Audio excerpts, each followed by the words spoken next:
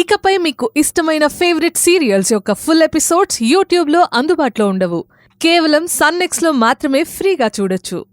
బావగారు, ఏంటి మీరు చేసింది ఏమైనా బాగుందా? నా ఇంట్లో ఉండి నన్ను ఇలా ప్రశ్నించడానికి నువ్వెవరు? సుందర్ రామయ్య గారితో మీరు ఆ రకంగా మాట్లాడడం చాలా తప్పు. వాడు నా ఇంటికొచ్చి మేమేదో దీనస్థితిలో ఉన్నట్టు దానకర్ణుళ్లా దానం చేయడానికి వచ్చాడు. అది తప్పు కదా? అన్నారా?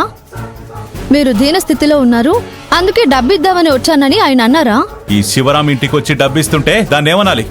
ఇష్టం లేకపోతే సున్నితంగా తిరస్కరించాలి. ఎవరితో ఎలా మాట్లాడాలో నువ్వు నాకు చెప్తున్నావా?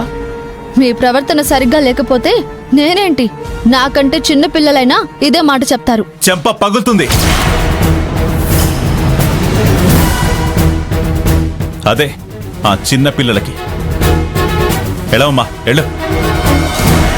సుందర్ రామయ్య గారు మీ చేతికి డబ్బిచ్చారా? నా ఇంట్లోకొచ్చి ఎవరికి ఇవ్వాలని చూసినా అది నా చేతికిచ్చినట్టే. అపూర్వ పరిస్థితి తెలిసి సహాయం చేద్దామని వచ్చారు, అది తప్ప? వాడి సహాయం అందుకునే స్థితిలో ఈ శివరాం లేడు. అలాంటప్పుడు అపూర్వకి హాస్పిటల్లో 30 లక్షలకి పైగా కట్టాలని మీకు తెలుసుగా, అదేదో మీరే కట్టచ్చుగా. ఓహో, అదా సంగతి. నేను కట్టలేనని, నా వల్ల కాదని నువ్వు ఆ సుందరరామయ్య గారి కాళ్ళు పట్టుకుని అడిగావా? వాడి కాళ్ళు నువ్వు పట్టుకున్నావా, రఘుగాడు పట్టుకున్నాడా?